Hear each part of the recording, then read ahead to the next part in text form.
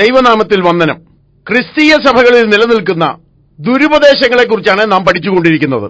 കൂദാശകൾ എന്ന വിഷയത്തെക്കുറിച്ചാണ് ഇന്ന് പഠിക്കുന്നത്. കൂദാശകളിലൂടെ പാപമോചനം സാധിക്കാമെന്നും കൂദാശകൾ കൂടാതെ ആർക്കും നിത്യരക്ഷ പ്രാപിക്കുവാൻ സാധിക്കയില്ല എന്നുമാണ് പട്ടത്ത് സഭകൾ പഠിപ്പിക്കുന്നത്. മനുഷ്യനെ രക്ഷ നൽകുവാനായി, നിത്യജീവൻ നൽകുവാനായി, നിത്യസന്തോഷം നൽകുവാനായി, സ്വർഗം ലഭിക്കുവാനായി പട്ടത്ത് സഭകൾ 7 കൂദാശകൾ സ്ഥാപിച്ചിട്ടുണ്ട്. ഇത് ദൈവഹിതപ്രകാരമാണ്, ദൈവവചനപ്രകാരമാണ് എന്നൊക്കെ അത്രേ അവർ പഠിപ്പിക്കുന്നത്. എന്നാൽ ഈ കൂദാശകൾക്കൊന്നിനും ദൈവവചനത്തിൽ അടിസ്ഥാനം കണ്ടെത്തുവാൻ കഴിയുന്നതല്ല. മാത്രമല്ല, കൂദാശകളിലൂടെ രക്ഷ പ്രാപിക്കാം, നിത്യജീവൻ പ്രാപിക്കാം എന്നൊന്നും ദൈവവചനം പഠിപ്പിക്കുന്നതുമില്ല. യേശുക്രിസ്തുവിന്റെ രക്തം സകല പാപവും പോക്കി നമ്മെ വിശുദ്ധീകരിക്കും എന്നല്ലാതെ ഏതെങ്കിലും കർമ്മമാർഗത്തിലൂടെ പാപമോചനം പ്രാപിക്കാമെന്ന് ദൈവവചനം പഠിപ്പിക്കുന്നതേയില്ല. എങ്കിലും ജനത്തെ തെറ്റിദ്ധരിപ്പിച്ച പട്ടത്തു സഭകൾ സാത്താന്റെ ഇഷ്ടം നിറവേറ്റുകയാണ്. കൂദാശകൾ 7 മാമോദീസ, കുംഭസാരം, കുർബാന, സ്ഥൈര്യലേപനം, വിവാഹം, പൗരോഹിത്യം, അന്ത്യകൂദാശ എന്നിവയാണ് ഈ 7 കൂദാശകൾ. ഇവയെ ഒന്നൊന്നായി നമുക്ക് പഠനവിധേയമാക്കാം. ആദ്യത്തെ കൂദാശ മാമോദീസയാണ്. 1-ാമത്തെ CD-യിൽ ഈ വിഷയത്തോടുള്ള ബന്ധത്തിൽ വളരെ വിശദമായ പഠനങ്ങൾ നാം നടത്തിക്കഴിഞ്ഞതാണ്. അതുകൊണ്ട് വീണ്ടും ഇവിടെ ആവർത്തിക്കേണ്ടതായിട്ടില്ല. എങ്കിലും സാന്ദർഭികമായി പറയട്ടെ, വിശ്വസിക്കുന്ന വ്യക്തികളെ പിതാവിന്റെയും പുത്രന്റെയും പരിശുദ്ധാത്മാവിന്റെയും നാമത്തിൽ വെള്ളത്തിൽ മുക്കി മാമോദീസ നൽകുന്ന സമ്പ്രദായം ദൈവവചനത്തിലുള്ളതാണ്. അതേ കർത്താവായ യേശുക്രിസ്തു കൽപ്പിച്ചതാണ്, അപ്പോസ്തലന്മാർ ചെയ്തതാണ്, ലേഖനത്തിൽ വ്യക്തമായ ഉപദേശമുള്ളതുമാണ്. അതുകൊണ്ട് ക്രിസ്തീയ ജലസ്നാനം, വിശ്വാസ സ്നാനം എന്നത് ദൈവവചനത്തിൽ അടിസ്ഥാനമുള്ള കാര്യം തന്നെയാണ്. എന്നാൽ പട്ടത്ത് സഭകളിൽ നിലനിൽക്കുന്നതായ മാമോദീസ ദൈവവചനത്തിലുള്ളതല്ല. ദൈവവചനപ്രകാരമുള്ള മാമോദീസ എന്ന് പറയുന്നത് വിശ്വസിക്കുന്ന വ്യക്തിയെ വെള്ളത്തിൽ മുക്കി നൽകുന്നതാണ്. സ്നാനം നൽകുന്നതിന് മുൻപായി സ്നാനപ്പെടാനുള്ള വ്യക്തിയോട് നീ വിശ്വസിക്കുന്നോ എന്ന് ചോദിക്കേണ്ടത് ആവശ്യമാണ്. കർത്താവായ യേശുവിനെ രക്ഷിതാവായി സ്വീകരിച്ചിരിക്കുന്നു, അല്ലെങ്കിൽ കർത്താവായ യേശുവിൽ വിശ്വസിക്കുന്നു എന്ന് പറയുന്ന വ്യക്തിയെ പിതാവിന്റെയും പുത്രന്റെയും പരിശുദ്ധാത്മാവിന്റെയും നാമത്തിൽ വെള്ളത്തിൽ മുക്കി മാമോദീസ നൽകേണ്ടതാണ്.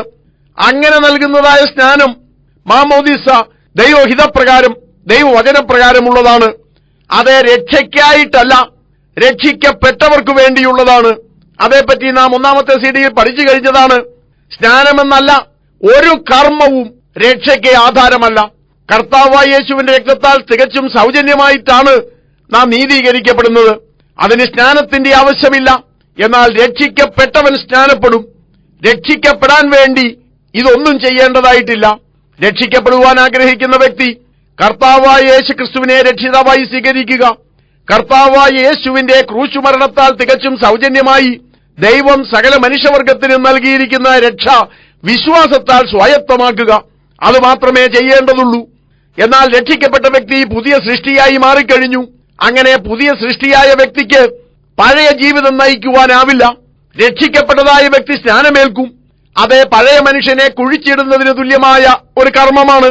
മരിക്കാൻ വേണ്ടിയല്ല കുഴിച്ചിടുന്നത്, മരിച്ചതുകൊണ്ടാണ്, രക്ഷിക്കപ്പെട്ടതുകൊണ്ടാണ് സ്നാനമേൽക്കുന്നത്, രക്ഷിക്കപ്പെടുവാൻ വേണ്ടിയല്ല.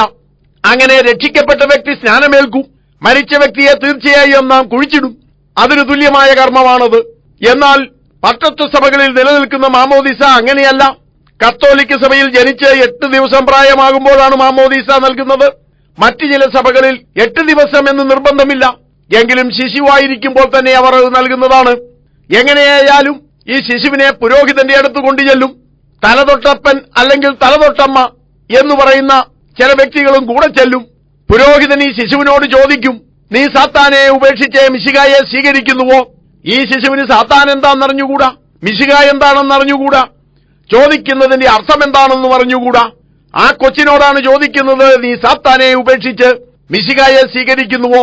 അർത്ഥശൂന്യമായ ഒരു കർമ്മമാണത്. ആ കൊച്ചിന് ഇതൊന്നും അറിഞ്ഞുകൂടല്ലോ.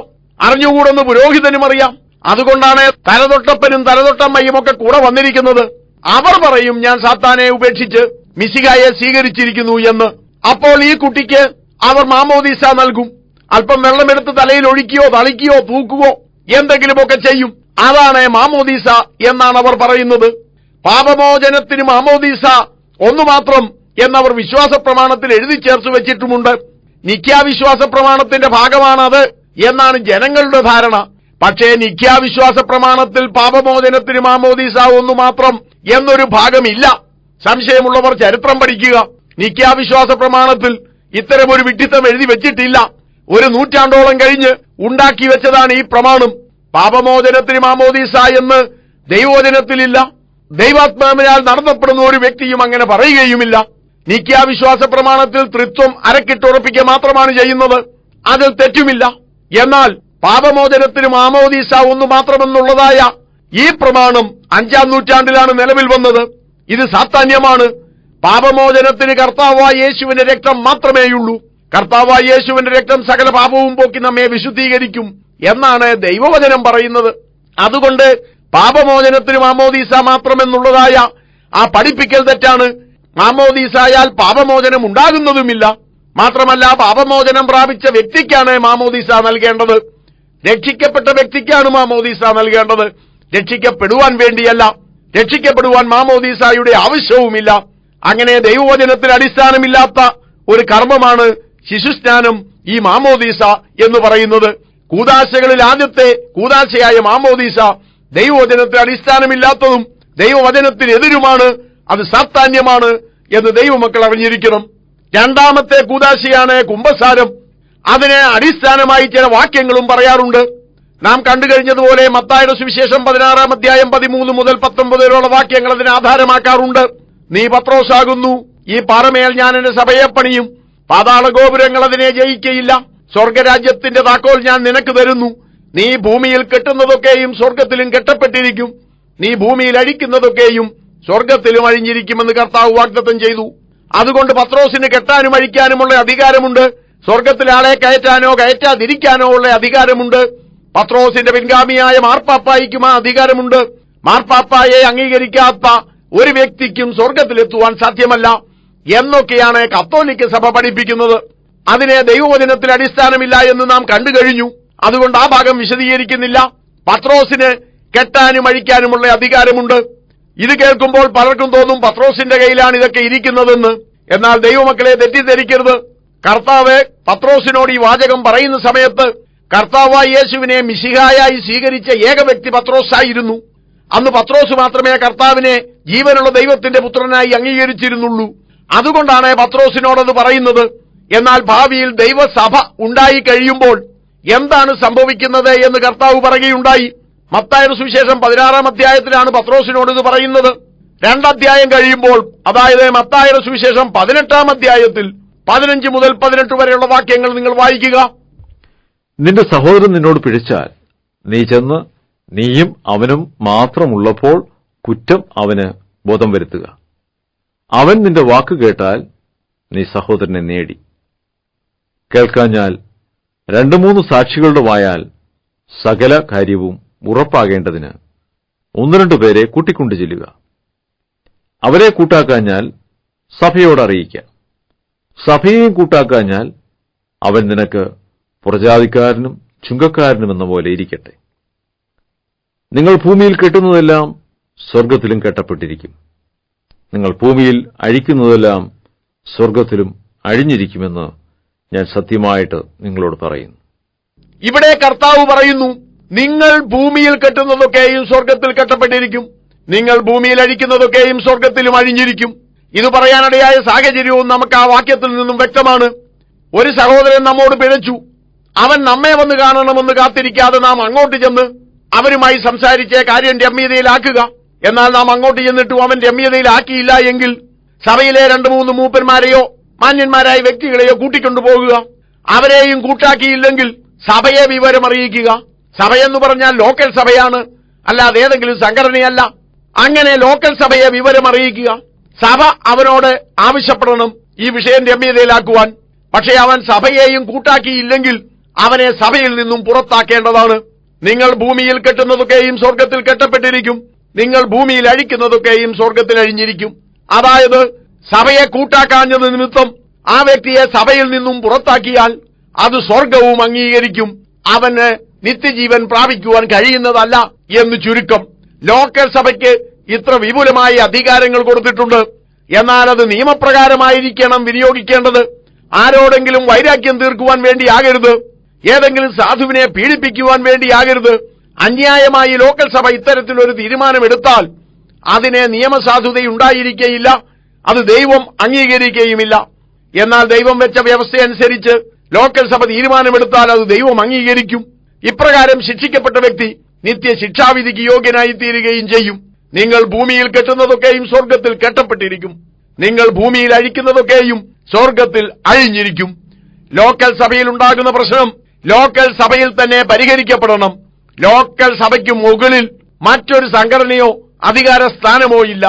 അപ്പോസ്തലന്മാർക്ക് ലോക്കൽ സഭകളിൽ മാർഗനിർദ്ദേശങ്ങൾ കൊടുക്കാൻ അധികാരമുണ്ട്. അതുകൊണ്ടാണ് അപ്പന്റെ ഭാര്യയെ വെച്ചുകൊണ്ടിരിക്കുന്നവനെ സഭയിൽ നിന്ന് പുറത്താക്കുവാൻ പൗലോസ് ലോക്കൽ സഭയോട് ആവശ്യപ്പെടുന്നത്. പൗലോസ് തന്റെ അധികാരം ഉപയോഗിച്ച് അവനെ പുറത്താക്കുകയല്ല, തന്റെ കടമ നിറവേറ്റുകയാണ്. ലോക്കൽ സഭയോട് നിർദ്ദേശം കൊടുക്കുകയാണ്. അവനെ പുറത്താക്കേണ്ടത് ലോക്കൽ സഭയാണ്. സഭയിൽ നിന്നൊരു വ്യക്തിയെ പുറത്താക്കുവാനോ സഭയിലേക്ക് ഒരു വ്യക്തിയെ സ്വീകരിക്കാനോ കെട്ടാനോ അഴിക്കാനോ എല്ലാമുള്ള അധികാരം പ്രാദേശിക സഭയ്ക്ക് മാത്രമാണ്. അതിനപ്പുറമായി ഒരു അധികാരസ്ഥാനം ദൈവസഭയിലില്ല.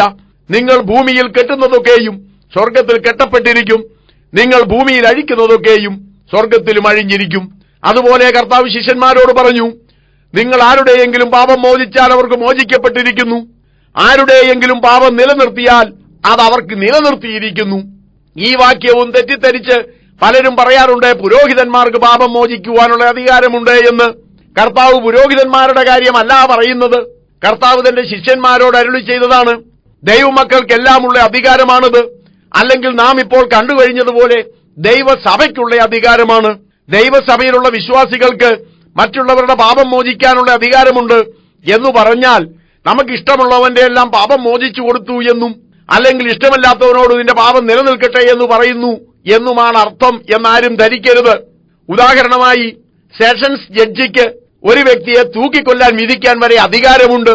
പക്ഷേ ആ അധികാരം തോന്നിയതുപോലെ വിനിയോഗിക്കാൻ പറ്റില്ല. നിയമപ്രകാരം തന്റെ മുമ്പിലെത്തുന്ന കേസ് CRPC അനുസരിച്ച് വിചാരണ നടത്തി കുറ്റവാളി എന്ന് തെളിഞ്ഞു കഴിയുമ്പോൾ ആ വ്യക്തിയെ തൂക്കിക്കൊല്ലാൻ വിധിക്കാൻ പോലും സെഷൻസ് ജഡ്ജിക്ക് അധികാരമുണ്ട്. എന്നാൽ സെഷൻസ് ജഡ്ജി വെറുതെ വീട്ടിലിരിക്കുമ്പോൾ വഴിയെ പോയ ഒരുത്തനുമായിട്ട് ചെറിയ വഴക്കുണ്ടായിട്ട് നിന്നെ ഞാനിതാ തൂക്കിക്കൊല്ലാൻ വിധിച്ചിരിക്കുന്നു എന്ന് പറഞ്ഞാൽ ആ വിധിക്ക് നിയമസാധുതയില്ല. സെഷൻസ് ജഡ്ജിക്കുള്ള അധികാരം അത് നിയമപ്രകാരം വിനിയോഗിക്കേണ്ടതാണ്. ഹൈക്കോടതി ജഡ്ജിയായാലും സുപ്രീം കോടതി ജഡ്ജിയായാലും ഇങ്ങനെയൊക്കെ തന്നെയാണ്. അവർക്ക് അധികാരമുണ്ടെന്നത് ശരി തന്നെ, അധികാരം നിയമപ്രകാരം വിനിയോഗിക്കേണ്ടതാണ്. നിയമം വിട്ടു വിനിയോഗിച്ചാൽ ഈ അധികാരങ്ങൾക്ക് വിലയില്ലാതെ വരും, അതിനെ നിയമസാധുതയില്ലാതെ വരും. വിശ്വാസികൾക്ക് പാപം മോചിക്കുവാനുള്ള അധികാരമുണ്ട്, പാപം നിലനിർത്തുവാനുള്ള അധികാരമുണ്ട്. അത് വ്യക്തിവൈരാഗ്യം തീർക്കുവാൻ വേണ്ടിയല്ല, അത് നിയമപ്രകാരം ചെയ്യേണ്ടതാണ്. അതേതെങ്കിലും ഒരു വ്യക്തി ചെയ്യേണ്ടതല്ല, സഭ ചെയ്യേണ്ടതാണ്. വിശ്വാസികൾക്കാണ് അധികാരം, ഏതെങ്കിലും ഒരു വ്യക്തിക്കല്ല. അപ്പോൾ ദൈവത്തിന്റെ സഭയുടെ മുമ്പിൽ വരുന്നതായ പ്രശ്നങ്ങൾ ദൈവത്തിന്റെ സഭ വിചാരണ ചെയ്യുകയും അതിൽ കുറ്റവാളി എന്ന് കാണുന്ന വ്യക്തിക്ക് മുഖപക്ഷമില്ലാതെ കുറ്റം വിധിക്കുകയും ചെയ്യേണ്ടതാണ്, ശിക്ഷ വിധിക്കുകയും ചെയ്യേണ്ടതാണ്. അങ്ങനെ ശിക്ഷ വിധിക്കുമ്പോൾ ആ ശിക്ഷാവിധി നിയമപ്രകാരമാണ് ചെയ്തതെങ്കിൽ ദൈവം അംഗീകരിക്കും. അങ്ങനെ വിശ്വാസികൾക്ക് പാപമോചനം നൽകുവാനുള്ള അധികാരമുണ്ട്. എന്നാൽ പുരോഹിതന്റെ കാര്യമല്ല പറഞ്ഞു വരുന്നത്. നാം കഴിഞ്ഞൊരു ക്ലാസ്സിൽ കണ്ടതുപോലെ പുരോഹിതന്മാരെന്ന് പറഞ്ഞാൽ എല്ലാ വിശ്വാസികളുമാണ്. ക്രിസ്തീയ സഭയിൽ വിശ്വാസികളല്ലാതെ മറ്റു പുരോഹിതന്മാരാരും തന്നെ ഇല്ല. പിന്നെയുള്ളത് അപ്പോസ്തലരും പ്രവാചകനും സുവിശേഷകനും ഇടയനും ഉപദേഷ്ടാവും ഒക്കെയാണ്. അവർ വിശ്വാസികളെ ശുശ്രൂഷ ചെയ്യുവാൻ പഠിപ്പിക്കുവാൻ വേണ്ടി ദൈവം നിയമിച്ച വ്യക്തികളാണ്. അതുകൊണ്ട് ഈ പറയുന്ന വ്യക്തികൾക്ക് ആർക്കുമല്ല പാപമോചനം കൊടുക്കുവാനുള്ള അധികാരം, അത് ദൈവത്തിന്റെ സഭയ്ക്കാണ്. എന്നാൽ യഥാർത്ഥത്തിൽ നാം പാപമോചനം പ്രാപിക്കേണ്ടത് ദൈവത്തിൽ നിന്നാണ്. സാധാരണ സന്ദർഭങ്ങളിൽ അങ്ങനെ തന്നെയാണ് എല്ലാവരും ചെയ്യുന്നത്. എന്നാൽ ചില കാര്യങ്ങളിൽ സഭയിൽ തീരുമാനമെടുക്കുമ്പോൾ ഏതെങ്കിലും ഒരു ഗുരുതരമായ പാപത്തിൽ അകപ്പെട്ടു പോയ വ്യക്തി ദൈവസഭയിൽ കാര്യമെല്ലാം ഏറ്റുപറഞ്ഞ് സഭയോട് ക്ഷമ ചോദിച്ച് വീണ്ടും മനസ്സാന്തരപ്പെട്ടവനായി ജീവിക്കുവാൻ തീരുമാനമെടുക്കുമ്പോൾ സഭ ഒന്നടങ്കം ആ വ്യക്തിക്ക് പാപമോചനം നൽകുകയും ദൈവത്തോട് അദ്ദേഹത്തോട് ക്ഷമിക്കാൻ പറയുകയും ചെയ്താൽ ദൈവം അത് ചെയ്യുന്നതാണ്. അതിനപ്പുറമായി ഒന്നും ദൈവവചനത്തിൽ പറയുന്നില്ല. അല്ലാതെ കത്തോലിക്ക സഭയിലും യാക്കോബ സഭയിലും മറ്റും നിലനിൽക്കുന്നത് പോലെ പുരോഹിതനോട് രഹസ്യമായി തന്റെ പാപങ്ങൾ ചെന്ന് പറയുകയും പുരോഹിതൻ അവർക്ക് പാപമോചനം കൊടുക്കുകയും ചെയ്യുന്ന ഒരു സമ്പ്രദായം ദൈവസഭയിലില്ല. ഒരുപക്ഷെ ഞാൻ പറയുന്നത് ദുർവ്യാഖ്യാനമാണെന്ന് ആരെങ്കിലും തെറ്റിദ്ധരിക്കുന്നു എങ്കിൽ നിങ്ങൾ അപ്പോസ്തല പ്രവർത്തികളും ലേഖനങ്ങളും ശ്രദ്ധിച്ച് വായിക്കുക. അപ്പോസ്തല പ്രവർത്തികളിൽ പത്രോസിന്റെയോ പൗലോസിന്റെയോ യോഹന്നാന്റെയോ യാക്കോബിന്റെയോ ചെവിയിൽ ആരെങ്കിലും പാപം ഏറ്റുപറഞ്ഞതായും അവർ പാപമോചനം നൽകിയതായും വായിക്കുന്നുണ്ടോ? ഏതെങ്കിലും അപ്പോസ്തലൻ കുമ്പസാരം കേട്ടതായോ പാപമോചനം നൽകിയതായോ നമുക്ക് വായിക്കാൻ കഴിയുമോ എന്ന് നിങ്ങൾ ശ്രദ്ധിച്ച് ദൈവവചനം പഠിക്കുക. അങ്ങനെയൊരു കാര്യം നിങ്ങൾ ദൈവവചനത്തിൽ കാണുന്നതല്ല. ഒരു ശിഷ്യനും ആരുടെയും കുമ്പസാരം കേട്ടിട്ടില്ല, ആർക്കും പാപമോചനം കൊടുത്തിട്ടുമില്ല. സഭയാണ് ഈ കാര്യങ്ങളിൽ തീരുമാനമെടുക്കുന്നത്. അതുകൊണ്ട് ഈ പട്ടത്തു സഭകളിൽ നിലനിൽക്കുന്ന കുമ്പസാരത്തിന് ദൈവവചനത്തിൽ അടിസ്ഥാനമില്ല എന്ന് നാം അറിഞ്ഞിരിക്കണം. അടുത്തത് കുർബാനയാണ്. കുർബാനയെക്കുറിച്ച് തിരുവത്താഴത്തെക്കുറിച്ചുള്ള ക്ലാസ്സിൽ ഒന്നാമത്തെ CD-യിൽ ഞാൻ വിശദീകരിച്ചു കഴിഞ്ഞതാണ്. കർത്താവായ യേശുവിനെ കാണിച്ചു കൊടുത്ത രാത്രിയിൽ കർത്താവായ യേശു അപ്പമെടുത്തു, വാഴ്ത്തി നുറുക്കി ശിഷ്യന്മാർക്ക് കൊടുത്തു. ഇത് നിങ്ങൾക്ക് വേണ്ടി നുറുക്കപ്പെടുന്ന എന്റെ ശരീരം, എല്ലാവരും ഇതിൽ നിന്ന് ഭക്ഷിപ്പീൻ എന്ന് പറഞ്ഞു. കൂടാതെ അത്താഴം കഴിഞ്ഞ ശേഷം പാനപാത്രവും എടുത്തു, വാഴ്ത്തി ശിഷ്യന്മാർക്ക് പകർന്നു കൊടുത്തു. ഇത് നിങ്ങൾക്ക് വേണ്ടി പാപമോചനത്തിനായി ചൊരിയുന്ന പുതിയ നിയമത്തിന്റെ രക്തം എന്ന് പറഞ്ഞു. എല്ലാവരും ഇതിൽ നിന്ന് കുടിപ്പീൻ എന്നും കർത്താവ് അരുളി ചെയ്തു. ഇതേ കർത്താവ് വരുവോളം അവന്റെ ഓർമ്മയ്ക്കായി ചെയ്യണമെന്ന് പൗലോസ് പറയുന്നുണ്ട്. ആദിമസഭ അങ്ങനെ ചെയ്യുകയും ചെയ്തിരുന്നു. എങ്ങനെയാണ് തിരുവത്താഴം നടത്തേണ്ടത്? സഭയിലെ മൂപ്പൻ ഒരപ്പമെടുത്ത് വാഴ്ത്തി നുറുക്കണം. വാസ്തവത്തിൽ മൂപ്പൻ മാത്രമല്ല, നാം നുറുക്കുന്ന അപ്പം എന്ന് പൗലോസ് പറയുന്നതിനാൽ സഭ ഒന്നടങ്കമാണ് നുറുക്കുന്നത് എന്ന് നമുക്ക് മനസ്സിലാക്കാം. അങ്ങനെ നമുക്ക് വേണ്ടി കർത്താവ് നുറുക്കപ്പെട്ടതിന്റെ ഓർമ്മയ്ക്ക് വേണ്ടി ഒരപ്പമെടുത്ത് നുറുക്കി എല്ലാവരും അതിൽ നിന്നും ഭക്ഷിക്കണം. അതുപോലെ പാനപാത്രമെടുത്ത് വാഴ്ത്തി എല്ലാവരും അതിൽ നിന്ന് പകർന്ന് കുടിക്കണം. ഇങ്ങനെ ചെയ്യുന്നതായ കർമ്മം അത് കർത്താവിന്റെ മരണത്തെയും പുനരുത്ഥാനത്തെയും ഓർക്കുവാൻ വേണ്ടിയാണ്. കർത്താവ് നമുക്ക് വേണ്ടി കാൽവറി ക്രൂശിൽ മരിച്ചതിന്റെ ഓർമ്മ കൊണ്ടാടുകയാണ് നാം ചെയ്യുന്നത്. ഇത് തീർച്ചയായും ദൈവസഭ ചെയ്യേണ്ടത് തന്നെയാണ്. എന്നാൽ പട്ടത്തു സഭകളിൽ നിലനിൽക്കുന്നതായ കുമ്പസാരം, കുർബാന തുടങ്ങിയ കാര്യങ്ങൾ ഒന്നും തന്നെ ദൈവവചനത്തിൽ അടിസ്ഥാനമുള്ളതല്ല. പട്ടത്തു സഭകളിലെ കുർബാന തിരുവത്താഴമല്ല. ഉദാഹരണമായി കത്തോലിക്ക സഭയിൽ എന്താണ് നടക്കുന്നത്? ഒരപ്പമെടുത്ത് നുറുക്കുന്നതിന് പകരമായി അവർ 100 കണക്കിന് അപ്പങ്ങൾ ഉണ്ടാക്കിക്കൊണ്ടുവരുന്നു. അപ്പം നുറുക്ക് എന്ന് ഒന്ന് അവിടെ നടക്കുന്നില്ല. കുർബാനയുടെ അല്ലെങ്കിൽ തിരുവത്താഴത്തിന്റെ ഏറ്റവും പ്രധാന കാര്യമാണ് നുറുക്കുക എന്നത്. കാരണം കർത്താവായ യേശുവിന്റെ ശരീരം കാൽവറി ക്രൂശിൽ നുറുക്കപ്പെട്ടു, അതിന്റെ ഓർമ്മയാണത്. അതുകൊണ്ട് നുറുക്കപ്പെടേണ്ടത് ആവശ്യമാണ്. പക്ഷേ പട്ടത്തു സഭകൾ അങ്ങനെയല്ല ചെയ്യുന്നത്. അത് നുറുക്കുന്നില്ല. മാത്രമല്ല കത്തോലിക്ക സഭയിൽ വളരെ നിർബന്ധമാണ് അപ്പം വട്ടത്തിൽ തന്നെയായിരിക്കണമെന്ന്. കർത്താവ് നുറുക്കിയതായി അപ്പം വട്ടത്തിലാണോ നീളത്തിലാണോ ഇരുന്നതെന്ന് നമുക്കറിഞ്ഞുകൂടാ. സാധാരണ വട്ടത്തിൽ അപ്പം ഉണ്ടാക്കുന്ന രീതി അല്ല പാലസ്തീൻ നാട്ടിൽ ഉണ്ടായിരുന്നതും. ഇനി അത് വട്ടത്തിലാണെന്ന് പറഞ്ഞതുകൊണ്ടും വലിയ കാര്യമൊന്നുമില്ല. വട്ടത്തിന് വലിയ പ്രാധാന്യം ആ വിഷയത്തിനുണ്ടായിരുന്നു എങ്കിൽ അത് ദൈവവചനത്തിൽ എടുത്തു പറയുമായിരുന്നു. അപ്പം ഏതാകൃതിയിൽ ഉണ്ടാക്കണമെന്ന് ദൈവവചനത്തിൽ പറഞ്ഞിട്ടില്ല. പക്ഷെ കത്തോലിക്ക സഭയ്ക്ക് നിർബന്ധമുണ്ട് അത് വട്ടത്തിൽ തന്നെ ആയിരിക്കണമെന്ന്. കാരണം അവർ നടത്തുന്ന കുർബാന ബൈബിളിലെ തിരുവത്താഴമല്ല, മറിച്ച് പാഗൻ മതത്തിലെ ഒരാചാരമാണ്. സൂര്യദേവനെ ആരാധിക്കുകയാണ് അവർ ചെയ്യുന്നത്. സൂര്യദേവന്റെ പ്രതിബിംബം അല്ലെ സൂര്യബിംബം അതേ വട്ടത്തിലാണ്. അതുകൊണ്ടാണ് അവരും ഇത് വട്ടത്തിലായിരിക്കണമെന്ന് നിർബന്ധം പിടിക്കുന്നത്. മാത്രമല്ല അവിടെ നുറുക്കുന്നില്ല. സൂര്യദേവൻ ഒരിക്കലും നുറുക്കപ്പെടുന്നില്ലല്ലോ, അതുകൊണ്ട് അത് നുറുക്കുന്നില്ല. അപ്പം വട്ടത്തിൽ തന്നെ ആയിരിക്കും. ആ അപ്പം മാത്രമാണ് അവർ ഭക്ഷിക്കുന്നത്. പാനപാത്രത്തിൽ നിന്ന് കുടിക്കുന്നില്ല, പാനപാത്രത്തിൽ നിന്ന് നൽകുന്നില്ല. അത് അച്ഛനാണ് അവസാനം വീഞ്ഞു കുടിക്കുന്നത്. എന്തുകൊണ്ട് വിശ്വാസികൾക്ക് വീഞ്ഞു കൊടുക്കുന്നില്ല? അതിനെ തൃപ്തികരമായ ഒരു വിശദീകരണവും അവർ പറയാറില്ല. ചിലപ്പോൾ പറയും മാംസത്തിൽ രക്തവും അടങ്ങിയിരിക്കുന്നു, അപ്പം ഭക്ഷിക്കുന്നതോടെ രക്തം ഭക്ഷിച്ചതിന് തുല്യമായി എന്ന്. പക്ഷേ ഈ അത്ഭുത സത്യം കർത്താവായ യേശു ക്രിസ്തുവിനോ ആദിമ ശിഷ്യന്മാർക്കോ അറിഞ്ഞുകൂടായിരുന്നെന്ന് തോന്നുന്നു. അതുകൊണ്ടാകാം കർത്താവ് അപ്പം കൊടുത്തു, പിന്നാലെ വീഞ്ഞും കൊടുത്തു. ശിഷ്യന്മാര് അപ്പം നുറുക്കുകയും വീഞ്ഞു കുടിക്കുകയും ചെയ്തു. പക്ഷേ ഇന്നത്തെ കണ്ടുപിടുത്തമനുസരിച്ച് മാംസത്തിൽ രക്തമടങ്ങിയിരിക്കുന്നത് കൊണ്ട് വീഞ്ഞു കുടിക്കേണ്ടതില്ല. പക്ഷേ അത് അച്ഛന് കുടിക്കുകയും ചെയ്യാം. ഈ രൂപത്തിലാക്കി തീർത്തു. എന്തിനാണ് ഞാൻ ഇതൊക്കെ പറഞ്ഞത്? പട്ടത്തു സഭകളിൽ നിലനിൽക്കുന്ന കുർബാന എന്ന് പറയുന്നത് കർത്താവായ യേശു ക്രിസ്തു കാണിച്ചു കൊടുത്ത തിരുവത്താഴം അല്ലേ അല്ല. അതുമായി യാതൊരുവിധ ബന്ധവുമില്ല. പാഗൻ മതത്തിലെ ആചാരമായിരുന്ന ഈ കുർബാന ക്രൈസ്തവവൽക്കരിച്ചു കൊണ്ടുവന്നതാണ്. സൂര്യദേവന്റെ അടയാളമായി അപ്പം വട്ടത്തിലുണ്ടാക്കി അത് സൂര്യദേവന് നിവേദിച്ചതിന് ശേഷം വിശ്വാസികൾക്ക് കൊടുക്കുന്ന രീതി പട്ടത്തു സഭകളിൽ ഇന്ന് നിലനിൽക്കുന്നു. പാഗൻ മതത്തിൽ നിന്നും കടം കൊണ്ടതാണത്. അങ്ങനെ ഈ പട്ടത്തു സഭകളിൽ നിന്ന് ആചരിച്ചു വരുന്നതായ ഈ കുർബാനയ്ക്ക് ദൈവവചനത്തിൽ ആധാരമില്ല, ഇത് ദൈവവചനത്തിന് പുറത്തുള്ളതാണ്, തികച്ചും സാത്താന്യമാണ്, ഇത് പാഗൻ ആചാരമാണ്. തിരുവത്താഴത്തെക്കുറിച്ചുള്ളതായ 1-ാമത്തെ CD-യിൽ ഈ വിഷയം ഞാൻ വിശദീകരിച്ചു കഴിഞ്ഞതുകൊണ്ട് ഇനി ഇവിടെ ആവർത്തിക്കുന്നില്ല. കൂദാശകൾ അടുത്തതായുള്ളത് സ്ഥൈര്യലേപനമാണ്. എന്താണ് സ്ഥൈര്യലേപനം? ദൈവവചനം വായിച്ചാൽ അതിന് ആധാരം കണ്ടെത്തുകയില്ല.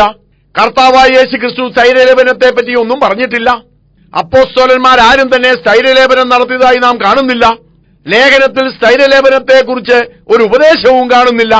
അതുകൊണ്ട് സ്ഥൈര്യലേപനം എന്നൊരു ശുശ്രൂഷ അല്ലെ സ്ഥൈര്യലേപനം എന്നൊരു കർമ്മം ദൈവവചനത്തിന് പുറത്തുള്ളതാണ്. എന്നാൽ ഇത് ദൈവവചനത്തിലുള്ളതാണെന്ന് വരുത്തി തീർക്കാൻ ചിലർ ശ്രമിക്കാറുണ്ട്. യാക്കോബ സഭകളിലും മറ്റും അതിനു പകരം മൂറോൻ പൂശാറുണ്ട്. ഈ മൂറോൻ തൈലം തിളപ്പിക്കലുമൊക്കെ പത്രോസുമൊക്കെ ചെയ്തതാണെന്നാണ് പഠിപ്പിക്കുന്നത്. പെന്തക്കോസ് നാളിൽ അവർ പരിശുദ്ധാത്മാവിനെ പ്രാപിച്ചെന്നും പിറ്റേന്ന് മൂറോൻ തിളപ്പിച്ചെന്നും വരെ പഠിപ്പിക്കുന്നവരുണ്ട്. എന്നാൽ ദൈവവചനം വ്യക്തമായി പഠിച്ചാൽ മൂറോനെ കുറിച്ച് പുതിയ നിയമത്തിൽ ഒന്നും തന്നെ പറയുന്നില്ല എന്ന് നമുക്ക് കാണാവുന്നതാണ്. ദൈവസഭയിൽ മൂറോന് യാതൊരു സ്ഥാനവുമില്ല. പഴയ നിയമത്തിൽ മൂറോൻ തൈലം പോലുള്ള പലവിധ തൈലങ്ങളുണ്ടായിരുന്നു. അതേ പരിശുദ്ധാത്മാവിന്റെ നിഴലുമായിരുന്നു. എന്നാൽ പൊരുൾ വന്നതിന് ശേഷം നിഴലിന്റെ ആവശ്യമില്ല. കർത്താവായ യേശുക്രിസ്തു തൈലം പൂശുന്നതിനെപ്പറ്റി സംസാരിച്ചിട്ടില്ല. അതുപോലെ ശിഷ്യന്മാരെ മൂറോൻ തൈലമോ സ്ഥൈര്യലേപനമോ ഒന്നും നടത്തിയില്ല. ലേഖനങ്ങളിൽ ഈ തരത്തിലുള്ള ആചാരത്തെക്കുറിച്ച് പറയുന്നില്ല. എന്നാൽ എവിടുന്നാണ് ഇത് കടന്നു വന്നത്? കാര്യം വ്യക്തം, ഇത് പാഗൻ മതത്തിൽ നിന്നും കടന്നു വന്നതാണ്. എന്തുകൊണ്ട് ഇത് കടന്നു വന്നു? 1-ാം നൂറ്റാണ്ടിലെ ദൈവമക്കൾ പരിശുദ്ധാത്മാവിനെ പ്രാപിക്കുമായിരുന്നു. പരിശുദ്ധാത്മാവിന്റെ ശക്തിയിൽ അവർ അന്യഭാഷകൾ സംസാരിക്കുകയും പ്രവചിക്കുകയും അത്ഭുതങ്ങളും അടയാളങ്ങളും നടത്തുകയും ചെയ്യുമായിരുന്നു. കർത്താവായ യേശുവിനെ രക്ഷിതാവായി സ്വീകരിച്ച വ്യക്തി മാമോദീസ സ്വീകരിച്ചതിന് ശേഷം പരിശുദ്ധാത്മാവിനെ പ്രാപിക്കേണ്ടത് ആവശ്യമാണ്. പെന്തക്കോസ്ത് നാളിൽ പത്രോസ് അത് പറയുകയുണ്ടായി. നിങ്ങൾ മാനസാന്തരപ്പെട്ട് നിങ്ങളുടെ പാപങ്ങളുടെ മോചനത്തിനായി യേശുവിന്റെ നാമത്തിൽ സ്നാനമേൽപ്പീൻ എന്ന് പറഞ്ഞു. അങ്ങനെ സ്നാനമേറ്റതായ വ്യക്തികൾ അവർ പരിശുദ്ധാത്മാവിനെ പ്രാപിക്കേണ്ടത് ആവശ്യമാണ്. എന്നാൽ 1-ാം നൂറ്റാണ്ട് 2-ാം നൂറ്റാണ്ടിലൊക്കെ അങ്ങനെയൊക്കെ നടന്നിരുന്നെങ്കിലും പാഗൻ മതവുമായി ദൈവസഭ ഇടകലർന്നതോടുകൂടി പരിശുദ്ധാത്മാവിന്റെ പ്രവർത്തനം ദൈവസഭയിൽ ഇല്ലാതെയായി തീർന്നു. പരിശുദ്ധാത്മാവിന്റെ പ്രവർത്തനം ഇല്ലാതെയായപ്പോൾ അതിന് പകരമായി എന്തെങ്കിലുമൊക്കെ ഇല്ലെങ്കിൽ പറ്റില്ല എന്ന് വന്നു. അതിനെ വളരെ ആലോചിച്ച് കണ്ടുപിടിച്ച ഒന്നാണ് തൈലം തേക്കൽ. പരിശുദ്ധാത്മാവിന് നിഴലായിട്ട് പഴയ നിയമത്തിൽ തൈലം ഉണ്ടായിരുന്നല്ലോ. പൊരുളായ പരിശുദ്ധാത്മാവ് വന്നെങ്കിലും ഇപ്പോൾ കൂടെയില്ല. അതുകൊണ്ട് പഴയ നിഴല് തന്നെ എടുത്തേക്കാമെന്ന് ഇവരങ്ങ് തീരുമാനിച്ചു. പാഗൻ മതത്തിൽ ഇങ്ങനെയൊരു ആചാരം ഉണ്ടായിരുന്നതുകൊണ്ട് അതേ സന്തോഷത്തോടെ സ്വീകരിക്കാൻ ഇവർക്ക് കഴിഞ്ഞു. അങ്ങനെ പാഗൻ മതത്തിലെ പുരോഹിതന്മാരുമൊക്കെ ദൈവസഭയിൽ കടന്നു വന്നതിന് ശേഷം തങ്ങളുടെ മതത്തിലുണ്ടായിരുന്നതായ തൈലം പൂശൽ പരിശുദ്ധാത്മാവിനെ നൽകുകയാണ് എന്ന വ്യാജേന ദൈവമക്കൾക്ക് കൊടുക്കുവാൻ തുടങ്ങി. അങ്ങനെയാണ് പരിശുദ്ധാത്മാവിനെ പ്രാപിക്കുന്നതിന് പകരമായി ഈ തൈലം തേൽക്കുന്നത്. അങ്ങനെ തൈലം തേക്കുന്നതോടെ പരിശുദ്ധാത്മാവിനെ പ്രാപിച്ചു എന്നാണ് ഇവരുടെ വിശ്വാസം. തൈലം തേച്ചാൽ പരിശുദ്ധാത്മാവിനെ കിട്ടുമെന്ന് ദൈവവചനത്തിൽ എവിടെയാണോ പറയുന്നതെന്ന് ഇവർ ചിന്തിക്കാറില്ല. കാരണം ദൈവവചനം വായിക്കുവാൻ ഇവർ ശ്രദ്ധിക്കാറില്ല. വായിച്ചാലും മനസ്സിലാക്കാറില്ല. വായിച്ചാൽ ഇത് എവിടേക്കെയോ ഇങ്ങനെയൊക്കെ എഴുതിയിട്ടുണ്ടാകും എന്ന ചിന്തയിൽ മുന്നോട്ടു പോവുകയാണ്. ഈ സാത്താൻ ദൈവജനത്തെ ഈ പരിശുദ്ധാത്മാഭിഷേകമെന്ന ശ്രേഷ്ഠമായ അനുഭവത്തിൽ നിന്ന് ഈ വിധത്തിൽ തടയുകയാണ്. ഇതിന്റെ പിന്നിൽ പ്രവർത്തിക്കുന്ന സാത്താനെ, അവന്റെ കൊടിയ തന്ത്രത്തെ ദൈവമക്കൾ തിരിച്ചറിയണം. പരിശുദ്ധാത്മാവെന്ന വാഗ്ദത്വം നമുക്കും നമ്മുടെ സന്തതികൾക്കും ദൈവം വിളിച്ചു വരുത്തുന്ന ദൂരസ്ഥരായ ഏവർക്കുമുള്ളതാണ്. വിശ്വസിക്കുന്ന ഏവർക്കും പരിശുദ്ധാത്മാവിനെ തികച്ചും സൗജന്യമായി നൽകുവാൻ ദൈവം തയ്യാറാണ്. അങ്ങനെയിരിക്കെ തൈലം പൂശി മണ്ടം കളിക്കേണ്ട ആവശ്യമൊന്നും നമുക്കില്ല. മനസ്സാന്തരപ്പെടുക, പിതാവിന്റെയും പുത്രന്റെയും പരിശുദ്ധാത്മാവിന്റെയും നാമത്തിൽ വെള്ളത്തിൽ മുങ്ങി സ്നാനമേൽക്കുക, പരിശുദ്ധാത്മാവിനെ നൽകുവാനായി ദൈവത്തോട് അപേക്ഷിക്കുക. തീർച്ചയായും ദൈവം പരിശുദ്ധാത്മാവിനാൽ നമ്മെ നിറയ്ക്കുന്നതാണ്. പരിശുദ്ധാത്മാഭിഷേകത്തെക്കുറിച്ചും 1-ാമത്തെ CD-യിലും 3-ാമത്തെ CD-യിലും നാം വിശദമായി പഠിച്ചു കഴിഞ്ഞതുകൊണ്ട് എങ്ങനെയാണ് പരിശുദ്ധാത്മാവിനെ പ്രാപിക്കേണ്ടത്, പരിശുദ്ധാത്മാവിനെ പ്രാപിച്ചാൽ എങ്ങനെ തിരിച്ചറിയാം തുടങ്ങിയ വിഷയങ്ങളിലേക്ക് ഞാനിവിടെ കടക്കുന്നില്ല. എങ്കിലും സ്ഥൈര്യലേപനം എന്ന് പറയുന്ന കർമ്മം, ആ കൂദാശ ദൈവവചനത്തിന് പുറത്താണ് എന്ന് പറഞ്ഞുകൊണ്ട് അടുത്ത കൂദാശയിലേക്ക് കടക്കട്ടെ. വിവാഹം എന്നതാണ് അടുത്ത കൂദാശ. രക്ഷയുമായി ബന്ധപ്പെടുത്തി വിവാഹത്തെ എങ്ങനെയാണ് ഇവർ പഠിപ്പിക്കുന്നതെന്ന് തന്നെ മനസ്സിലാകുന്നില്ല. വിവാഹം എല്ലാവർക്കും മാന്യമെന്ന് ദൈവവചനം പറയുന്നു. വിശ്വാസിയായാലും അവിശ്വാസിയായാലും, ഹിന്ദുവായാലും മുസ്ലിമായാലും ക്രിസ്ത്യാനിയായാലും ബുദ്ധമതക്കാരനായാലും നിരീശ്വരവാദിയായാലും വിവാഹം എല്ലാവർക്കും മാന്യം. ഓരോ മതക്കാരനും ഓരോ ദേശക്കാരനും തങ്ങളുടെ ആചാരമനുസരിച്ച് വിവാഹം കഴിക്കട്ടെ, അതിൽ തെറ്റൊന്നുമില്ല. നിരീശ്വരവാദിക്ക് അമ്പലങ്ങളിലോ പള്ളികളിലോ വിവാഹം കഴിക്കാൻ ബുദ്ധിമുട്ടുണ്ടെങ്കിൽ രജിസ്റ്റർ ഓഫീസിൽ വിവാഹം കഴിക്കട്ടെ. ക്രിസ്ത്യാനിയോ ഹിന്ദുവോ ആരായാലും അവർക്കും സ്പെഷ്യൽ മാരേജ് ആക്ട് പ്രകാരം രജിസ്റ്റർ ഓഫീസിൽ വെച്ച് വിവാഹം കഴിക്കാം. പള്ളിയിൽ വെച്ച് വിവാഹം കഴിക്കുവാൻ ആഗ്രഹിക്കുന്നവർ ക്രിസ്ത്യൻ മാരേജ് ആക്ട് ഒന്ന് വായിച്ചു നോക്കിയിട്ട് അതിന് വിധേയമായിട്ട് വിവാഹം കഴിക്കുന്നതിൽ തെറ്റില്ല. ഹിന്ദുക്കൾക്ക് ഹിന്ദു മാരേജ് ആക്ട് ഉണ്ട്, അതനുസരിച്ച് വിവാഹം കഴിക്കാം. മുസ്ലിങ്ങൾക്ക് അവരുടേതായ നിയമമുണ്ട്. അങ്ങനെ ഓരോരുത്തരും അവരവരുടെ നിയമം അനുസരിച്ച് വിവാഹം കഴിക്കട്ടെ. ഏത് വിധത്തിലായാലും വിവാഹം ദൈവത്തിന്റെ മുമ്പിൽ മാന്യമാണ്. വിവാഹത്തെ ദൈവം അംഗീകരിക്കുന്നു. എന്നാൽ വിശ്വാസികൾ വിശ്വാസികളുമായ വിവാഹം കഴിക്കാമൂ. വിശ്വാസി അവിശ്വാസിയുമായി ഇണയില്ല പിണകൂടരുത് എന്ന് മാത്രമേ ദൈവവചനം പറയുന്നുള്ളൂ. വിവാഹം ഒരു കൂദാശയാണെന്നോ വിവാഹം എന്ന് പറയുന്നതിലൂടെ നമുക്ക് രക്ഷ നേടുമെന്നോ ദൈവവചനത്തിൽ പറയുന്നില്ല. മാത്രമല്ല കർത്താവോ അപ്പോസ്തലന്മാരിൽ ആരെങ്കിലുമോ വിവാഹം നടത്തിക്കൊടുത്തതായി ദൈവവചനത്തിൽ സൂചന പോലുമില്ല. വിവാഹത്തോടുള്ള ബന്ധത്തിൽ കർത്താവിനെ നമുക്ക് കാനാവിലെ കല്യാണത്തിൽ കാണാം. പക്ഷേ കാനാവിലെ കല്യാണത്തിന് വിവാഹം നടത്തിക്കൊടുക്കുവാൻ വേണ്ടിയോ അതൊരു കൂദാശയാക്കുവാൻ വേണ്ടിയോ അല്ല കർത്താവ് അവിടെ പോയത്. മറ്റുള്ളവരെ പോലെ കർത്താവും ക്ഷണിക്കപ്പെട്ട ഒരു അതിഥി മാത്രമായിരുന്നു. അതുകൊണ്ട് ആ വിഷയം എടുത്തുകൊണ്ട് ഇതൊരു കൂദാശയാണ് എന്ന് പറയുന്നത് അടിസ്ഥാനമില്ലാത്ത കാര്യമാണ്. വിവാഹത്തെക്കുറിച്ച് വളരെ മാന്യമായി കർത്താവ് സംസാരിച്ചു, അപ്പോസ്തലന്മാർ സംസാരിച്ചു എന്നല്ലാതെ വിവാഹം എങ്ങനെ നടത്തണമെന്ന് പറഞ്ഞിട്ടില്ല. അപ്പോസ്തലന്മാരോ മറ്റ് ശിഷ്യന്മാരോ സഭയുടെ നേതാക്കന്മാരോ വിവാഹം നടത്തിക്കൊടുത്തതായി ദൈവവചനത്തിൽ കാണുന്നതുമില്ല. അതുകൊണ്ട് സഭയിൽ വെച്ച് വിവാഹം നടത്തുന്നത് തെറ്റാണെന്ന് ഞാൻ പറഞ്ഞു എന്ന് നിങ്ങൾ ആരും ധരിക്കരുത്. ഞാൻ അങ്ങനെ പറഞ്ഞില്ല. പക്ഷേ ഈ തരത്തിലൊരു കർമ്മം അതൊരു കൂദാശയാണെന്നോ ഈ കൂദാശയിലൂടെ നാം രക്ഷിക്കപ്പെടുമെന്നോ ഒക്കെ പഠിപ്പിക്കുന്നത് വചനവിരുദ്ധമായ കാര്യമാണ്. ദൈവഹിതത്തിന് വിരുദ്ധമായി വിവാഹം കഴിക്കാൻ പാടില്ല എന്നത് വസ്തുതയാണ്. നമ്മുടെ വിവാഹം വിശുദ്ധമായിരിക്കണമെന്നത് തികച്ചും ശരിയാണ്. അതൊക്കെ അംഗീകരിക്കുമ്പോൾ തന്നെ ഇത് കൂദാശയല്ല, ഇതുമായി രക്ഷയ്ക്ക് വിശേഷിച്ചൊരു ബന്ധവുമില്ല, ദുർനടപ്പുണ്ടാകാതെ സൂക്ഷിച്ചാൽ മാത്രം മതി എന്ന് പറഞ്ഞുകൊണ്ട് ആ വിഷയവും ഇടുന്നു. അടുത്തത് പൗരോഹിത്യമാണ്. പൗരോഹിത്യത്തെക്കുറിച്ച് കഴിഞ്ഞൊരു ക്ലാസ്സിൽ നാം വിശദമായി പഠിച്ചതായതുകൊണ്ട് ഇവിടെ ആവർത്തിക്കേണ്ടതില്ല. പൗരോഹിത്യമെന്ന് പറയുമ്പോൾ അത് എല്ലാ വിശ്വാസിക്കുമുള്ളതാണ്. കർത്താവായ യേശുവിനെ രക്ഷിതാവായി സ്വീകരിച്ച എല്ലാ വ്യക്തിയും പുരോഹിതനാണ്. അതിനപ്പുറമായിട്ടുള്ളൊരു പൗരോഹിത്യം ദൈവസഭയിലില്ല. എന്നാൽ പൗരോഹിത്യം എന്നൊരു കൂദാശയുണ്ടെന്നും ആ കൂദാശയിലൂടെ പട്ടം സ്വീകരിക്കുന്നവർ വിശ്വാസികളെക്കാൾ വലിയവരായിത്തീരുന്നു എന്നും അവർ ദൈവത്തിനും മനുഷ്യനും മധ്യേയുള്ള മധ്യസ്ഥരായിത്തീരുന്നുവെന്നുമുള്ള പഠിപ്പിക്കൽ ശരിയല്ല. അവർക്ക് പാപമോചനം നടത്താനുള്ള അധികാരമുണ്ട് എന്ന് പറയുന്നത് ശരിയല്ല. സാധാരണ വിശ്വാസിയേക്കാൾ ഒരു ശ്രേഷ്ഠതയും മറ്റ് ശുശ്രൂഷകന്മാർക്കില്ല. എന്നാൽ ശുശ്രൂഷകളിൽ വ്യത്യാസമുണ്ട്. ദൈവം ഓരോരുത്തർക്കും നൽകിയിട്ടുള്ള ശുശ്രൂഷകൾ അവർ ചെയ്യണം. അപ്പസ്തോലിക ശുശ്രൂഷ ലഭിച്ച വ്യക്തി അപ്പസ്തോലിക ശുശ്രൂഷ ചെയ്യണം. പ്രവാചകനായി ദൈവം വിളിച്ച വ്യക്തി പ്രവചന ശുശ്രൂഷ ചെയ്യണം. അതുപോലെ സുവിശേഷകനായാണ് വിളിക്കപ്പെട്ടതെങ്കിൽ സുവിശേഷകനായി ജോലി ചെയ്യുക. ഇടയ ശുശ്രൂഷയ്ക്ക് വിളിക്കപ്പെട്ടവർ ഇടയ ശുശ്രൂഷ ചെയ്യുക. അധ്യാപകനാകുവാൻ ദൈവം കൃപ കൊടുത്തവർ ദൈവവചനം പഠിപ്പിക്കുക. ഇതൊക്കെ ദൈവസഭയിലുള്ളതാണ്. ശുശ്രൂഷകരും ശുശ്രൂഷക്കാരത്തികളും ഉള്ളതാണ്. അവരുടെ അധ്യക്ഷനായി പാസ്റ്റർ, ഇടയൻ അല്ലെങ്കിൽ ഓവർസിയർ അല്ലെങ്കിൽ ബിഷപ്പ് ഉള്ളതാണ്. ഇതൊക്കെ ദൈവസഭയിലുണ്ട്. എന്നാൽ പുരോഹിതൻ എന്ന് പറയുമ്പോൾ അത് എല്ലാ വിശ്വാസിയുമാണ്. അതിനപ്പുറത്തുള്ള ഒരു പൗരോഹിത്യം ദൈവസഭയിലില്ല. പൗരോഹിത്യം നൽകുക, പൗരോഹിത്യ ശുശ്രൂഷ നൽകുക എന്നൊക്കെ പറയുന്നത് കൂദാശയാണെന്നോ ആ കൂദാശയിലൂടെ ആരെങ്കിലും രക്ഷിക്കപ്പെടുമെന്നോ പറയുന്നത് വചനവിരുദ്ധമായ പഠിപ്പിക്കലാണ്. ഇനിയും അന്ത്യകൂദാശ എന്നൊരു കാര്യമുണ്ട്. ഒടുക്കത്തെ ഒപ്പുസുമ എന്നൊക്കെ പറയാറുണ്ട്. ഇത് ഒരു രോഗി മരിക്കുമെന്ന് ഉറപ്പായി കഴിയുമ്പോൾ ആ വ്യക്തിക്ക് കൊടുക്കുന്നതാണ്.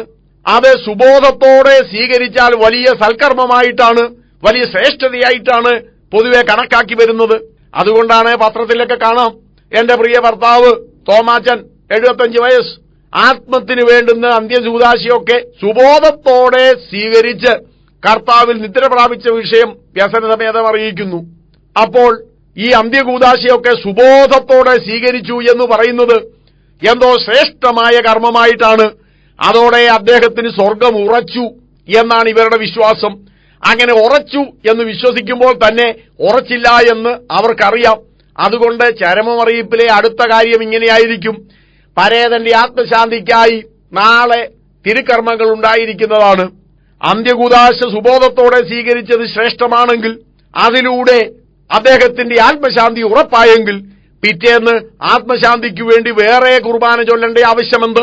ഒരാഴ്ച കഴിയുമ്പോഴും 2 ആഴ്ച കഴിയുമ്പോഴും 40 ദിവസം കഴിയുമ്പോഴും പിന്നെ ആണ്ടുതോറും വേറെ കുർബാന ചൊല്ലുന്നത് എന്തിനു വേണ്ടി? അവർക്കറിയാം ഇതുകൊണ്ടൊന്നും ആത്മശാന്തി ഉണ്ടായിട്ടില്ല എന്ന്. കർത്താവായ യേശുക്രിസ്തു പറഞ്ഞു, ഈ വെള്ളം കുടിക്കുന്നവനെല്ലാം പിന്നെയും ദാഹിക്കും, എന്നാൽ ഞാൻ നിങ്ങൾക്ക് തരുന്ന വെള്ളം അത് കുടിക്കുന്നവന് പിന്നെയും ദാഹിക്കയില്ല. ഈ ലോകത്തിലെ ഇതുപോലുള്ള അർത്ഥശൂന്യമായ കർമാചാരങ്ങളുടെ പിന്നാലെ പോയാൽ നിങ്ങൾക്ക് വീണ്ടും വീണ്ടും ദാഹിച്ചുകൊണ്ടിരിക്കും. എന്നാൽ കർത്താവ് തരുന്നതായ നിത്യജീവൻ അത് നിങ്ങൾക്ക് പ്രാപിച്ചാൽ പിന്നെ നിങ്ങൾക്ക് ദാഹമുണ്ടാകുകയില്ല. നിങ്ങൾക്ക് ജീവൻ ഉണ്ടാകുവാനും സമൃദ്ധിയായി ഉണ്ടാകുവാനുമാണ് കർത്താവായ യേശുക്രിസ്തു വന്നത്. അതുകൊണ്ട് കർത്താവായ യേശുക്രിസ്തു നൽകുന്ന നിത്യജീവൻ പ്രാപിച്ചാൽ പിന്നീട് നിങ്ങൾക്ക് ദാഹിക്കയില്ല. ഈ ലോകത്തിലെ കർമാചാരങ്ങളുടെ വെള്ളം കുടിച്ചാൽ നിങ്ങൾക്ക് ആത്മശാന്തി കിട്ടുകയില്ല. എല്ലാം സുബോധത്തോടെ സ്വീകരിച്ചു മരിച്ചാലും ആത്മശാന്തിക്ക് വീണ്ടും നിങ്ങൾ കുർബാന ചൊല്ലിക്കും.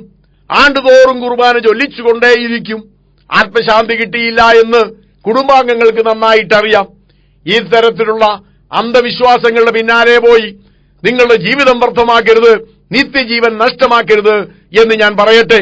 പണ്ടൊക്കെ ഈ അന്ത്യകൂദാശി എന്നൊരു പരിപാടി ഇല്ലായിരുന്നു. യാക്കോബിന്റെ ലേഖനത്തിൽ ഇപ്രകാരം കാണുന്നു, നിങ്ങളിൽ രോഗിയായി കിടക്കുന്നവൻ സഭയിലെ മൂപ്പന്മാരെ വരുത്തട്ടെ, അവർ എണ്ണപൂശി ആ രോഗിക്ക് വേണ്ടി പ്രാർത്ഥിക്കട്ടെ. വിശ്വാസത്തോടുകൂടിയ പ്രാർത്ഥന ദീനക്കാരനെ രക്ഷിക്കും, കർത്താവ് അവനെ സൗഖ്യമാക്കും. ഈ വാക്യത്തിന്റെ ആധാരം വെച്ചുകൊണ്ടാണ് അന്ത്യകൂദാശ കൊടുക്കുന്നത്. ഇത് അന്ത്യകൂദാശയല്ല. രോഗിയായി കിടക്കുന്നവൻ സഭയിലെ മൂപ്പന്മാരെ വിളിക്കുകയും ആ വ്യക്തിക്ക് വേണ്ടി മൂപ്പന്മാർ പ്രാർത്ഥിക്കുകയും ചെയ്യും. എണ്ണപൂശി തന്നെ പ്രാർത്ഥിക്കാം, കുഴപ്പമൊന്നുമില്ല. അങ്ങനെ പ്രാർത്ഥിക്കുമ്പോൾ അയാൾ മരിച്ചു പോകുമെന്നല്ല എഴുതിയിരിക്കുന്നത്. കർത്താവ് അവനെ വിടുവിക്കുമെന്നാണ്, അവന്റെ രോഗം സൗഖ്യമാക്കുമെന്നാണ്. ആദ്യകാലങ്ങളിൽ അങ്ങനെ തന്നെയാണ് സംഭവിച്ചുകൊണ്ടിരുന്നത്. ഇവർ പോയി പ്രാർത്ഥിക്കുമ്പോൾ കർത്താവ് രോഗസൗഖ്യം നൽകിക്കൊണ്ടിരുന്നു. അങ്ങനെ 2-3 നൂറ്റാണ്ടുകളൊക്കെ കഴിഞ്ഞു. 4-ാം നൂറ്റാണ്ടിൽ ദൈവസഭയിൽ പാഗൻ മതം കടന്നു വന്നു. പരിശുദ്ധാത്മാവിന്റെ ശക്തി ഇല്ലാതെയായി. ദൈവജനം ദൈവത്തെ വിട്ടുപോയി. സഭയിലെ മൂപ്പന്മാരുടെ സ്ഥാനത്ത് പുരോഹിതന്മാർ കടന്നു വന്നു. ഈ പുരോഹിതന്മാർ വചനമനുസരിച്ച് പ്രാർത്ഥിക്കാൻ ചെന്നു, പ്രാർത്ഥിച്ചു. പണ്ടേ പ്രാർത്ഥിക്കുമ്പോൾ രോഗി സൗഖ്യമാകുമായിരുന്നു. ഇപ്പോൾ ഇവർ ചെന്നാൽ പ്രാർത്ഥിച്ചാൽ അന്നേരം തന്നെ രോഗി മരിച്ചു പോകുന്ന സ്ഥിതിയുണ്ടായി. പണ്ടേ രോഗിയെ സൗഖ്യമാക്കുവാൻ വേണ്ടി ഉപയോഗിച്ചിരുന്നതായ ഈ പ്രാർത്ഥന ഇപ്പോൾ രോഗിയെ കൊല്ലുന്നതായി മാറി. അങ്ങനെ പുരോഹിതനെ കൊണ്ടുവന്ന് പ്രാർത്ഥിപ്പിച്ചു കഴിഞ്ഞാൽ രോഗി മരിക്കുമെന്ന നില വന്നു കഴിഞ്ഞപ്പോൾ അതിനെ അന്ത്യകൂദാശ, ഒടുക്കത്തെ ഒപ്പുശ്രുമ എന്ന് പേരായി. അങ്ങനെയാണിത് അന്ത്യകൂദാശയായത്. ദൈവവചനത്തിൽ അന്ത്യകൂദാശയില്ല. ദൈവവചനത്തിൽ രോഗികളെ പ്രാർത്ഥിച്ച് സൗഖ്യമാക്കുന്ന കാര്യം മാത്രമാണുള്ളത്. ഒരുപക്ഷേ രോഗി മരിച്ചുപോയെന്ന് വരാം, അത് യാദൃച്ഛിക സംഭവമാണ്, നിത്യസംഭവമല്ല. എന്നാൽ പട്ടത്ത് സഭകളിൽ അന്ത്യകൂദാശ കൊടുത്താൽ പിന്നെ രോഗി രക്ഷപ്പെടുന്ന കാര്യം കഷ്ടമാണ്. ഈ വേഷഭൂഷാദികളും ഇതെല്ലാം കൂടെ കാണുമ്പോൾ സ്വാഭാവികമായും രോഗി ഭയപ്പെടുകയും മരിക്കാറാകാത്ത രോഗി പോലും മരിച്ചു പോവുകയും ചെയ്യുന്ന ഒരു കാര്യമാണിത്. സാത്താനാണ് ഇതിന്റെ പിന്നിൽ പ്രവർത്തിക്കുന്നത്. അന്ത്യകൂദാശ തരുവാൻ വേണ്ടി അച്ഛൻ വന്നിരിക്കുന്നു എന്ന് കേൾക്കുമ്പോൾ അല്പമെങ്കിലും ജീവനുള്ള വ്യക്തിക്ക്, അല്പമെങ്കിലും സുബോധമുള്ള വ്യക്തിക്ക് ഹൃദയസ്തംഭനം ഉണ്ടായില്ലെങ്കിലേ അത്ഭുതമുള്ളൂ. എന്തുകൊണ്ടാണ് സാത്താൻ ഇങ്ങനെയൊക്കെ ചെയ്യുന്നത്? അവൻ നിത്യനരകത്തിലേക്ക് പോകണം. അവനെ ഭയപ്പെടുത്തി ദൈവത്തിലുള്ള വിശ്വാസം ഇല്ലാതെയാക്കി നിത്യനരകത്തിൽ വിടണം. അത് സാത്താന്റെ പദ്ധതിയാണ്. അതിനുവേണ്ടിയാണ് സാത്താന്റെ ഏജന്റന്മാരായ പുരോഹിതന്മാരുടെ കയ്യിൽ അന്ത്യകൂദാശയും കൊടുത്തുകൊണ്ട് സാത്താൻ അവരെ അവരുടെ അടുക്കലേക്ക് പറഞ്ഞുവിടുന്നത്. ദൈവമക്കൾ സൂക്ഷിക്കുക. ദൈവവചനത്തിൽ അടിസ്ഥാനമില്ലാത്ത അന്ത്യകൂദാശയും കൊണ്ടുവരുന്നവരെ നിങ്ങൾ പണിക്കകത്ത് കയറ്റരുത്. ദൈവവചനം അതല്ല പഠിപ്പിക്കുന്നത്. ഈ കൂദാശയിലൂടെ ആരും രക്ഷിക്കപ്പെടുന്നില്ല, ആരും നിത്യജീവൻ പ്രാപിക്കുന്നതുമില്ല. അങ്ങനെ മനുഷ്യന്റെ രക്ഷയ്ക്ക് വേണ്ടി എന്ന വ്യാജേന പട്ടത്ത സഭകൾ പഠിപ്പിക്കുന്നതായ 7 കൂദാശകളും ദൈവവചനത്തിൽ അടിസ്ഥാനമില്ലാത്തതാണ്. ഒരിക്കൽ ഒരാൾ എന്നോട് ചോദിച്ചു, സാറേ നിങ്ങൾക്ക് കൂദാശയുണ്ടോ? ഞാൻ അവരോട് പറഞ്ഞു, ഇല്ല, ഞങ്ങൾക്ക് കൂദാശയില്ല, പക്ഷേ ഞങ്ങൾക്ക് പ്രത്യാശയുണ്ട്. കൂദാശ ചെല്ലുന്നവന് പ്രത്യാശയില്ല, എന്നാൽ കൂദാശയില്ലാത്ത ഞങ്ങൾക്ക് പ്രത്യാശയുണ്ട്. കൂദാശയും പ്രത്യാശയും ഒന്നിച്ചു കഴിയുന്നതല്ല. അത് നിത്യജീവൻ പ്രാപിച്ചവർക്ക് മാത്രമുള്ളതാണ്. കൂദാശ ജീവൻ പ്രാപിക്കാത്തവർക്കും പ്രത്യാശ എന്നത് നിത്യജീവൻ പ്രാപിച്ചവർക്കുമുള്ളതാണ്. ഇതോടുള്ള ബന്ധത്തിൽ ഏതാനും കാര്യങ്ങളൂടെ പറഞ്ഞിട്ട് ഈ ക്ലാസ് അവസാനിപ്പിക്കാമെന്ന് ഞാൻ ചിന്തിക്കുകയാണ്. പട്ടത്തു സഭകളിൽ മരിച്ചവർക്ക് വേണ്ടി പ്രാർത്ഥന നിലനിൽക്കുന്നു. മരിച്ചവർ എവിടെ എന്നുള്ള വിഷയം എസ്കറ്റോളജിയോടുള്ള ബന്ധത്തിൽ അല്പം വിശദമായി പഠിക്കാം. സ്വർഗം, നരകം, പാതാളം, മരണാനന്തര ജീവിതം, ആത്മാവ്, പ്രേതം, ഭൂതം തുടങ്ങിയതിനെക്കുറിച്ചൊക്കെയും നാം വിശദമായി പഠിക്കുന്നതാണ്. പ്രേതങ്ങൾ ഉണ്ടാകുമോ എന്ന വിഷയത്തെക്കുറിച്ച് മുൻപൊരു ക്ലാസ്സിൽ നാം പഠിച്ചിട്ടുള്ളതാണ്. എന്നാൽ മരിച്ച ശേഷം മനുഷ്യന്റെ ആത്മാവ് എവിടേക്ക് പോകുന്നു? പാതാളം എന്ന് പറഞ്ഞാൽ എന്താണ്? അബ്രഹാമിന്റെ മടി എന്ന് പറഞ്ഞാൽ എന്താണ്? പർദീസ് എന്ന് പറഞ്ഞാൽ എന്താണ്? സ്വർഗമെന്ന് പറഞ്ഞാൽ എന്താണ്? ഇതൊക്കെ എസ്കറ്റോളജിയോടുള്ള ബന്ധത്തിൽ നമുക്ക് വിശദമായി പഠിക്കേണ്ടതുണ്ട്. അതുകൊണ്ട് ഇവിടെ ആവർത്തിക്കുന്നില്ല. എങ്കിലും മരിച്ചവർക്ക് വേണ്ടിയുള്ളതായ പ്രാർത്ഥനയെക്കുറിച്ച് അല്പം ചിലത് പറയട്ടെ. മരിച്ചവർക്ക് വേണ്ടി പ്രാർത്ഥിച്ചാൽ ഒരു ഫലവുമില്ല എന്ന് ദൈവവചനം പഠിച്ചാൽ മനസ്സിലാകും. ഒരിക്കൽ മരിക്കയും പിന്നെ ന്യായവിധിയും സകല മനുഷ്യർക്കും നിയമിച്ചിരിക്കുന്നു എന്നാണ് ദൈവവചനം പറയുന്നത്.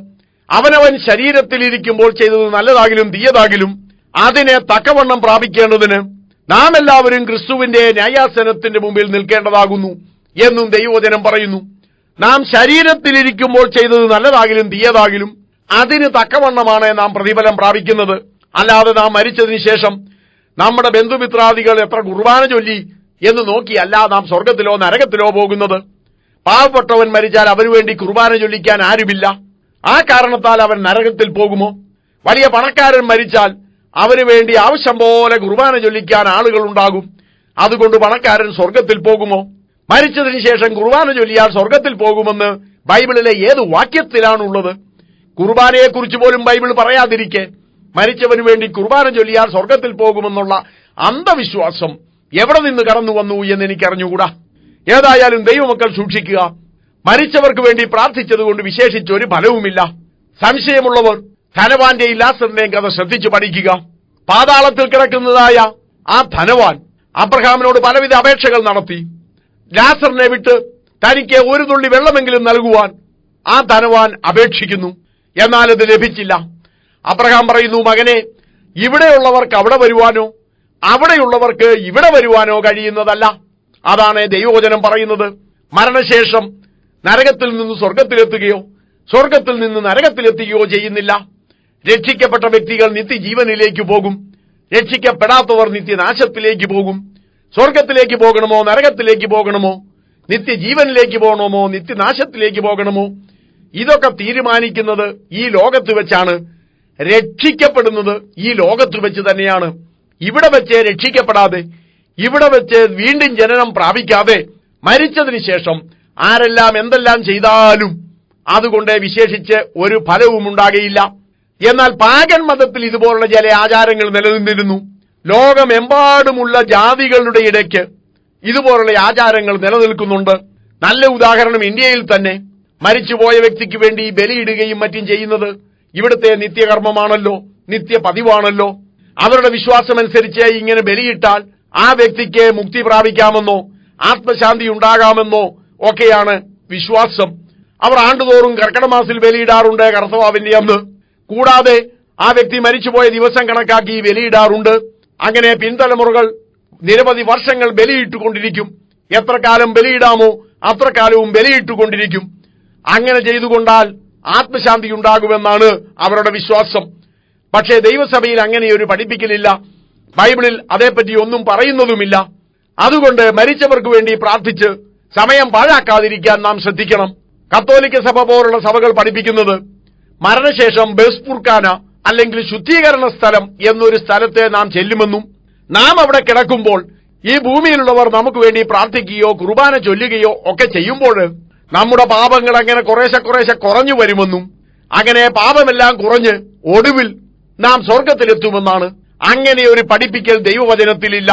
ബെസ്പുർക്കാന അല്ലെങ്കിൽ ശുദ്ധീകരണ സ്ഥലം എന്ന കാര്യത്തെപ്പറ്റി പ്രത്യക്ഷമായോ പരോക്ഷമായോ ദൈവവചനത്തിൽ ഒരിടത്തും നമുക്ക് കാണുവാൻ കഴിയുന്നതല്ല. അതുകൊണ്ട് ദൈവമക്കൾ സൂക്ഷിക്കുക. ബെസ്പുർക്കാന ഉണ്ടെന്നും അതൊരു ചെറിയ നരകമാണെന്നും ഈ ഭൂമിയിലായിരിക്കുമ്പോൾ നാം ചെയ്ത തെറ്റുകൾക്ക് ശിക്ഷ അവിടെ നിന്ന് ലഭിക്കുമെന്നും ഒടുവിൽ സ്വർഗത്തിൽ പോകാമെന്നും ഒക്കെ ധരിച്ചു വച്ചിരിക്കുന്നവർ ശ്രദ്ധിക്കുക. അങ്ങനെയൊരു സ്ഥലമില്ല. ഒരിക്കൽ മരിക്കയും പിന്നെ ന്യായവിധിയുമാണ്. അവനവൻ ശരീരത്തിലിരിക്കുമ്പോൾ ചെയ്തത് നല്ലതാകിലും തീയതാകിലും അതിന് തക്കവണ്ണമാണ് പ്രാപിക്കുന്നത്. മരിച്ചതിന് ശേഷം ഭൂമിയിലുള്ളവർ പ്രാർത്ഥിച്ചതുകൊണ്ട് നിനക്ക് ഫലമുണ്ടാകയില്ല. മരിച്ചതിന് ശേഷം നിനക്ക് വേണ്ടി ആരെങ്കിലും കുർബാന ചൊല്ലിയത് കൊണ്ട് ഫലമുണ്ടാകയില്ല. നിത്യജീവന്റെ വചനങ്ങൾ നീ ഇപ്പോൾ കേട്ടുകൊണ്ടിരിക്കുകയാണ്. ഈ വചനം ശ്രവിക്കുകയും കർത്താവായ യേശുവിനെ രക്ഷിതാവായി സ്വീകരിച്ച് തികച്ചും സൗജന്യമായി നീതീകരിക്കപ്പെടുകയും നിത്യജീവൻ പ്രാപിക്കുകയും ചെയ്താൽ നിനക്ക് നിത്യരക്ഷയുണ്ടാകും. എന്നാൽ ഇപ്പോൾ ഇത് തള്ളിക്കളഞ്ഞിട്ട് ഭൂമിയിലുള്ളവർ പ്രാർത്ഥിച്ച് നീ സ്വർഗത്തിൽ പോകാമെന്ന് കരുതുന്നെങ്കിൽ അത് വലിയ മണ്ടത്തരമാണ്. അങ്ങനെ ഒരു അവസരം നിനക്ക് വേണ്ടി ശേഷിച്ചിട്ടില്ല എന്നറിഞ്ഞുകൊള്ളുക. ദൈവവചനം നന്നായി പഠിക്കുക. ഞാൻ ഈ പറയുന്നതൊന്നും എന്റെ ഉപദേശമല്ല. ബെസ്പുർക്കാനയെ കുറിച്ച് പ്രത്യക്ഷമായോ പരോക്ഷമായോ ദൈവവചനത്തിൽ നിന്ന് കാണിക്കാമെങ്കിൽ ഞാൻ നിങ്ങളോട് ക്ഷമ പറഞ്ഞ് എന്റെ ഈ പ്രസംഗ CD മൊത്തമായി ഞാൻ പിൻവലിക്കാൻ തയ്യാറാണ്. ബെസ്പുർഖാന എന്നൊരവസ്ഥയെക്കുറിച്ച് ദൈവവചനത്തിൽ പറയുന്നില്ല. പ്രാർത്ഥന കൊണ്ട് നരകത്തിൽ കിടക്കുന്നവൻ സ്വർഗത്തിൽ പോകുകയോ പ്രാർത്ഥിക്കാതിരുന്നാൽ സ്വർഗത്തിലുള്ളയാൾ നരകത്തിൽ പോകുകയോ ചെയ്യുന്ന രീതിയില്ല എന്നും കൂടെ പറഞ്ഞുകൊണ്ട് ആ വിഷയം വിട്ടുകളയുന്നു. മരിച്ചവർക്ക് വേണ്ടി ചിലരൊക്കെ അടിയന്തരം നടത്താറുണ്ട്. 40-ാം ദിവസം അടിയന്തരം നടത്തുന്നതായി അറിയാം. അടിയന്തരം നടത്തുന്നത് വരെ കാട്ടിലെ കമ്പിളിയൊക്കെ വിരിച്ച് മരിച്ചുപോയ ആത്മാവിന് ഒന്ന് കിടക്കാൻ വേണ്ടി റെഡിയാക്കിയിട്ടിരിക്കുന്ന സംഭവങ്ങൾ പലയിടത്തും ഞാൻ കണ്ടിട്ടുണ്ട്. എവിടെ നിന്നാണ് ഇതിനൊക്കെ ആധാരം കിട്ടിയതെന്ന് അറിഞ്ഞുകൂടാ. കർത്താവായ യേശുക്രിസ്തു ഉയർത്തെഴുന്നേറ്റതിനു ശേഷം 40 ദിവസം ഈ ഭൂമിയിൽ ഉണ്ടായിരുന്നു എന്ന ന്യായം വെച്ചാണ് ചിലരൊക്കെ പറയുന്നത്. കർത്താവായ യേശുക്രിസ്തു മരിച്ചിട്ട് ആത്മാവായിട്ട് ഭൂമിയിൽ കൂടെ 40 ദിവസം നടക്കുകയല്ല ചെയ്തത്. കർത്താവായ യേശുക്രിസ്തു ഉയർത്തെഴുന്നേൽക്കുകയും അതിനുശേഷം 40 ദിവസത്തോളം ഭൂമിയിൽ ഉണ്ടായിരിക്കുകയുമാണ് ചെയ്തത്. പക്ഷേ പത്രോസോ പൗലോസോ നല്ലവനോ ദുഷ്ടനോ ആരും തന്നെ മരിച്ചതിനു ശേഷം 40 ദിവസം ഭൂമിയിലൂടെ കറങ്ങിയടിച്ച് നടന്നതായി ദൈവവചനത്തിൽ കാണുന്നില്ല. അതുകൊണ്ട് മരിച്ചുപോയ ഏതെങ്കിലും വ്യക്തി ഭൂമിയിൽ വന്ന് വട്ടം കറങ്ങി നടക്കുമെന്നോ വീട്ടിൽ വിരിച്ചിട്ടിരിക്കുന്ന കമ്പിളിയിൽ കയറി കിടക്കുമെന്നോ ഒക്കെ വിശ്വസിക്കുന്നത് വിഡ്ഢിത്തമാണ്. ഇത്തരം പോഷത്വത്തിന്റെ പിന്നാലെ പോയി ജീവിതം വ്യർത്ഥമാക്കരുത്. ക്രൈസ്തവ സഭകളിൽ നിലനിൽക്കുന്ന മറ്റ് ചില ആചാരങ്ങളെക്കുറിച്ച് കൂടി സൂചിപ്പിച്ചുകൊണ്ട് ഈ ക്ലാസ് അവസാനിപ്പിക്കുകയാണ്. അതിലൊന്നാണ് പള്ളി കൂദാശ. നാം കണ്ടു കഴിഞ്ഞതുപോലെ ക്രൈസ്തവ സഭകളിൽ പള്ളികളെന്ന് പറയുന്ന പരിപാടിയില്ല. പണ്ടുകാലത്ത് വീടുകളിലോ മരച്ചുവടിലോ ഗുഹയിലോ ഒക്കെയാണ് ദൈവത്തെ ആരാധിച്ചിരുന്നത്.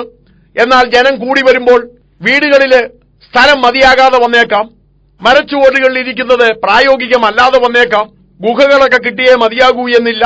അതുകൊണ്ട് ദൈവജനത്തിനെ ഒന്നുചേർന്ന് ദൈവത്തെ ആരാധിക്കാൻ ഒരു ഹാളോ വല്ലോ ഉണ്ടാക്കുന്നത് തെറ്റായ കാര്യമല്ല.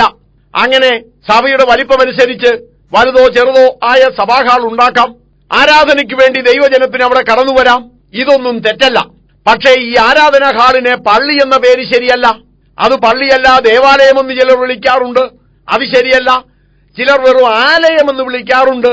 ആലയമെന്ന് പറഞ്ഞാൽ വീടെന്നേ അർത്ഥമുള്ളൂ. പക്ഷെ അവരുദ്ദേശിക്കുന്നത് ദേവാലയമെന്നാണ്. ദേവാലയമെന്ന് ഈ ഹാളുകൾക്ക് പേരിടുന്നത് ശരിയല്ല. കാരണം ദൈവം അവിടെ വസിക്കുന്നില്ല. നിങ്ങൾ ജീവനുള്ള ദൈവത്തിന്റെ മന്ദിരമല്ലോ എന്നാണ് ദൈവവചനം പറയുന്നത്.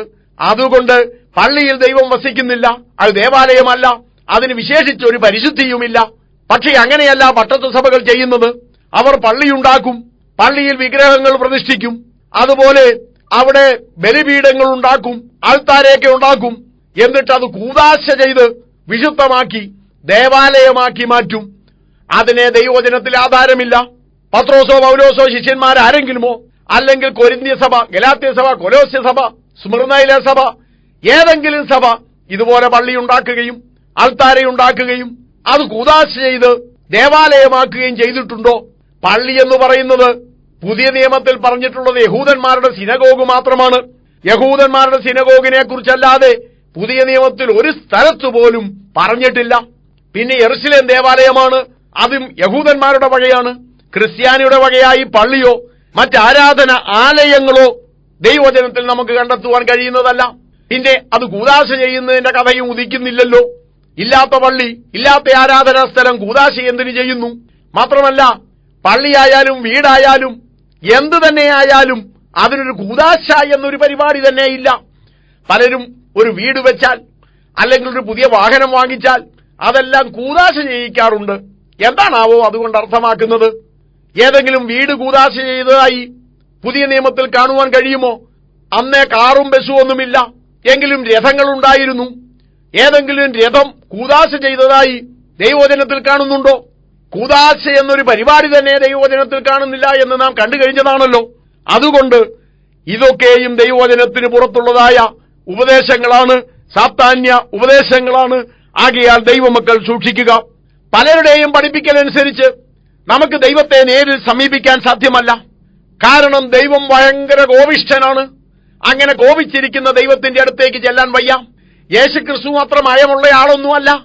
അതുകൊണ്ട് യേശുക്രിസ്തുവിന്റെ അടുത്തേക്ക് നമുക്ക് നേരിട്ട് ചെല്ലുവാൻ ബുദ്ധിമുട്ടുണ്ട്. അതിനുവേണ്ടി പുണ്യാളന്മാരുടെയോ മറിയത്തിന്റെയോ ശുപാർശ സ്വീകരിക്കും. ആ വിഷയത്തെപ്പറ്റി തുടർന്നു വരുന്ന ക്ലാസ്സിൽ നാം പഠിക്കാൻ പോകുകയാണ്. ചിലരെ പുരോഹിതന്മാരുടെ മധ്യസ്ഥതയിലാണ് കടന്നു ചെല്ലുന്നത്. പുരോഹിതനെ കൂടാതെ ദൈവത്തിന്റെ സന്നിധിയിൽ കടന്നു ചെല്ലുവാൻ പറ്റില്ല എന്നാണ് അവരുടെ വിശ്വാസം. പക്ഷേ നാം പഠിച്ചു കഴിഞ്ഞതുപോലെ ദൈവസഭയിൽ പുരോഹിതന്മാരില്ല. ഉള്ളത് എല്ലാ വിശ്വാസിയുമാണ്. അവരെല്ലാവരും പുരോഹിതന്മാരാണ്. അതല്ലാതെ വിശേഷിച്ചൊരു പുരോഹിതനില്ല. ദൈവസന്നിധിയിലേക്ക് കടന്നു ചെല്ലുവാൻ നമുക്ക് അച്ഛന്റെയോ കപ്പ്യാരുടെയോ പാസ്റ്ററുടെയോ സെൻട്രൽ പാസ്റ്ററുടെയോ അനുവാദം ആവശ്യവുമില്ല. ഇത് ഞാൻ വെറുതെ പറയുന്നതല്ല. എബ്രായ ലേഖനം 10-ാം അധ്യായം 19 മുതൽ 22 വരെയുള്ള വാക്യങ്ങളും 1 തീമോത്തിയോസ് 2-ാം അധ്യായം 5-6 വാക്യങ്ങളും ശ്രദ്ധിക്കുക. ഇവിടെ പൗലോസ് പറയുന്നു, ദൈവം ഒരുവനല്ലോ, ദൈവത്തിനും മനുഷ്യനും മധ്യേ മധ്യസ്ഥനും ഒരുവൻ, എല്ലാവർക്കും വേണ്ടി മറുവിലയായി തന്നെ താൻ ഏൽപ്പിച്ചു കൊടുത്ത ക്രിസ്തു തന്നെ. അതുപോലെ തന്നെ എബ്രായ ലേഖനത്തിൽ നാം കണ്ടത്, യേശു തന്റെ ദേഹമെന്ന തിരശീലയിലൂടെ നമുക്ക് വേണ്ടി ഒരു പുതുവഴി തുറന്നിരിക്കയാൽ ആ പുതുവഴിയിലൂടെ നമുക്ക് ഉള്ളിലേക്ക് കടന്നു കയറാം. അതിനാരുടെയും അനുവാദം ആവശ്യമില്ല.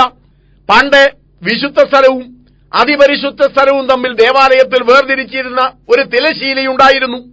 എന്നാൽ കർത്താവായ യേശു ക്രിസ്തു കാൽവറിയിൽ മരിച്ചപ്പോൾ ദേവാലയത്തിലെ തിരശീല മേൽ തൊട്ട് അടിയോളം രണ്ടായി ചീന്തിപ്പോയി.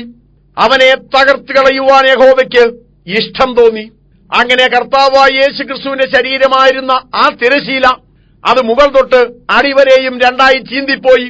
ഇന്ന് അതിപരിശുദ്ധ സ്ഥലവും വിശുദ്ധ സ്ഥലവും തമ്മിൽ മറ്റൊരു വ്യത്യാസവുമില്ല. ആ വേർപാടിന്റെ നടുച്ചുവർ ഇടിച്ചു കളഞ്ഞിരിക്കുന്നു. അതുകൊണ്ട് ഏതു വിശ്വാസിക്കും നേരഭേദം കൂടാതെ കൃപാസനത്തോളം അടുത്തു ചെല്ലാം. പഴയ നിയമകാലത്ത് എല്ലാ ദിവസവും വിശുദ്ധ സ്ഥലം വരെ പുരോഹിതൻ കടന്നു ചെല്ലും. ആണ്ടിലൊരിക്കൽ മാത്രം തിരശീലയ്ക്ക് പിന്നിലുള്ള അതിപരിശുദ്ധ സ്ഥലത്തേക്ക് കടന്നു ചെല്ലും. എന്നാൽ ഇന്ന് ആ തിരശീല ഭേദിക്കപ്പെട്ടിരിക്കിയാൽ, തിരശീല ചീന്തപ്പെട്ടിരിക്കിയാൽ നമുക്ക് ധൈര്യത്തോടെ കൃപാസനത്തോളം, അത് നേരഭേദം കൂടാതെ പുരോഹിതന്റെ സഹായം കൂടാതെ യേശുവിന്റെ യാഗരക്തം മാത്രം കയ്യിൽ വഹിച്ചുകൊണ്ട് കടന്നു ചെല്ലുവാൻ നമുക്ക് സ്വാതന്ത്ര്യമുണ്ട്. അതിന് അച്ഛന്റെയും കപ്പ്യാരുടെയും മെത്രാന്റെയും ആവശ്യമില്ല. പാസ്റ്ററുടെയും സെൻട്രൽ പാസ്റ്ററുടെയും സഭയുടെ നേതാവിന്റെയും ആവശ്യമില്ല. ഏതു വിശ്വാസിക്കും കൃപാസനത്തോളം അടുത്തു ചെല്ലാം. അതിന് കൂദാശകൾ ആവശ്യമില്ല. ഏതു പാപിക്കും യേശുവേ, നിന്നെ ഞാനിതാ രക്ഷിതാവായി സ്വീകരിക്കുന്നു, എന്റെ പാപങ്ങൾ ക്ഷമിക്കണമേ, യേശുവിന്റെ രക്തത്താൽ എന്നെ കഴുകണമേ എന്ന് പറഞ്ഞുകൊണ്ട് യേശുവിനെ രക്ഷിതാവായി സ്വീകരിച്ചുകൊണ്ട് ഒരു പുതിയ സൃഷ്ടിയായി മാറിക്കൊണ്ട് കൃപാസനത്തോളം അടുത്ത് ചെല്ലുവാനുള്ള സ്വാതന്ത്ര്യമുണ്ട്. അപ്രകാരം ചെല്ലുന്ന വ്യക്തിയെ ദൈവം കൈവിടുന്നതല്ല. അങ്ങനെ ചെല്ലുന്ന വ്യക്തിക്ക് പാപമോചനം, നിത്യജീവൻ ഇവ തികച്ചും സൗജന്യമായി പ്രാപിക്കുവാൻ കഴിയും. മറ്റൊരു മധ്യസ്ഥന്റെ ആവശ്യമില്ല, മറ്റൊരു കൂദാശയുടെ ആവശ്യമില്ല. കൂദാശകൾ നമ്മെ രക്ഷിക്കയില്ല. ഈ മധ്യസ്ഥന്മാര്, അച്ഛന്മാര്, പാസ്റ്റർമാര് ആരും തന്നെ നമ്മെ രക്ഷിക്കയില്ല. അപ്പോസ്തലനും പ്രവാചകനും ഇവിടെയും സുവിശേഷകനും ഉപദേഷ്ടാവും സഭയിലെ ശുശ്രൂഷകരാണ്. അവർ നമ്മെ പഠിപ്പിക്കുവാൻ വേണ്ടി, പരിശീലിപ്പിക്കുവാൻ വേണ്ടിയുള്ളവരാണ്. നാം വിശ്വാസികൾ ഓരോരുത്തരും പുരോഹിതരാണ്. അവരാണ് ദൈവശുശ്രൂഷ ചെയ്യേണ്ടത്. അതിന് പരിശീലനം തരാൻ വേണ്ടി ദൈവമാക്കിയിരിക്കുന്ന എക്യുപ്പിംഗ് മിനിസ്റ്റേഴ്സ് ആണ് അവരൊക്കെ. അതിലധികമായ ഒരു അധികാരവും അവർക്കില്ല. കൂദാശകളുടെ പിന്നാലെ പോയി ജീവിതം വ്യർത്ഥമാക്കരുത്.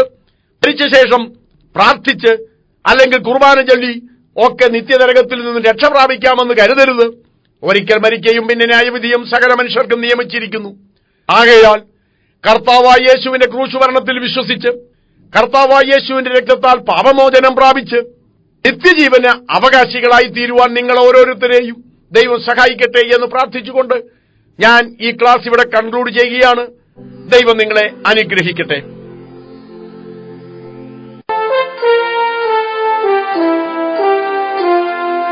സമാധാനമില്ല ഭൂവിൽ അനുദിനം നിലവിളി പടർന്നുയരുകയായി ധരണി തന്നിൽ. സമാധാനമില്ല ഭൂവിൽ അനുദിനം നിലവിളി പടർന്നുയരുകയായി ധരണി തന്നിൽ. ദൈവത്തിൻ പൈതങ്ങൾക്കാനന്ദം ധരണിയിൽ ക്ലേശിപ്പല്ലവലേശം സാധ്യമല്ല. ദൈവത്തിൻ പൈതങ്ങൾക്കാനന്ദം ധരണിയിൽ ക്ലേശിപ്പല്ലവലേശം സാധ്യമല്ല.